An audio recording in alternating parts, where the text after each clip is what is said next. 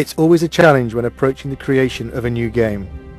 There is pressure to do something different, to lead the way, to deliver even better characters, environments and stories. Over the years with Tomb Raider, each adventure has broken new ground and taken the player to even more exotic locations and arenas. And now onto a new arena, the next generation console.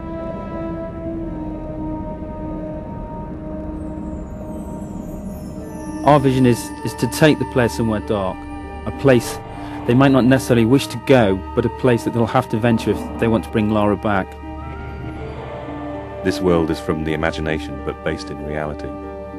A dark world, a dangerous world, a world that reflects the change in Lara. It will be a new experience, one that will almost be shocking to people who have played Tomb Raider in the past. From the catacombs of the Louvre to the alleys of Prague, we searched for the seedier side of life. A world that you wouldn't normally see Lara in, but a world that she has no choice but to inhabit. Like her audience, like the game's consoles themselves, Lara has grown up. Her experiences in Tomb Raider 4 have forced her to question herself. This game will ask more questions of her. It was a very conscious decision to leave out elements of Lara's story since Tomb Raider 4. Certain aspects of that story will return. It's just a matter of when and where. For the first time, Lara will have a moral choice to make. It's no longer a clear-cut case of good versus evil. This is a more complex tale which will ask more complex questions of the player. The player controls how the story develops much more than in previous Tomb Raiders. Basically, when Lara talks to a character, the player can also choose whether Lara is nice, nasty, or dismissive to another character. This game sets a new benchmark for character animation. The new consoles allow for an unprecedented level of subtlety in the way the characters can act. Some characters may betray more than their feelings. In this world, the player should look as well as listen. The advancements in game technology allow for much more complex movement from the characters. They have spines, joints, they even have fingers. They move in different ways. We borrow these movements from real people. The man on the A57, the woman on the bus. They travel much further than they think. The player will choose which paths to take, which characters to trust, which lies to believe, and which enemy to face. Some enemies may become allies. Some enemies may become something far worse. Certain enemies have taken years of conception, gestating through design and redesign. I am the first to see them born, the first to guide them through the early stages, their first steps, their first kills, until they are finally unleashed upon the world.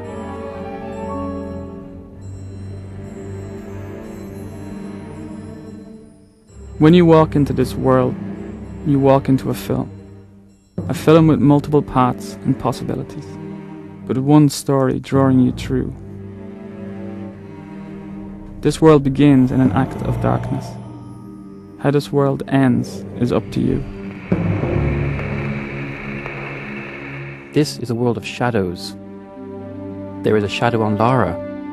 He watches, waits, he bides his time. His name is Curtis. He wants revenge. And Lara will help him extract that revenge.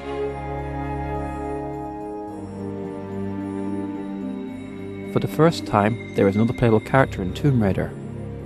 A character whose abilities combine the supernatural with the superhuman. He has a different approach to Lara, less subtle perhaps, but still effective against certain opponents.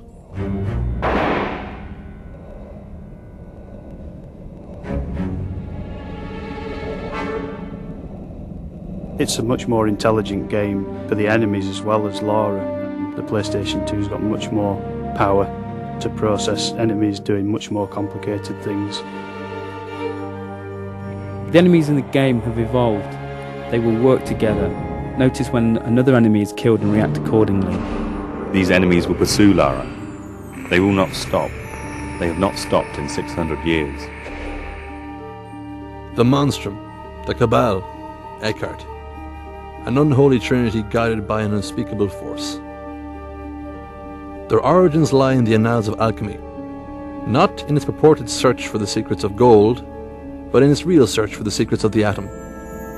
If you control the atom, you can control life.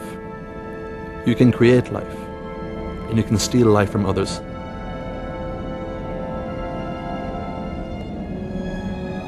This story is very much on an epic scale, from 14th century alchemists to serial killers in modern day France. To create something on this scale, it was necessary to take the ideas and production values from the film industry, in the way they research the subjects, the backstory they create for their characters, and the depth of the visuals. This level of production requires a total consistency of purpose. Every aspect of the game has to be in keeping with the overall concept. Every person working on the game knows that they are working on an epic, and everything they do has to reflect that, from concept to completion. For the music to match the scale of the production, we decided to use the same process that major film studios use. In this case, the London Symphony Orchestra.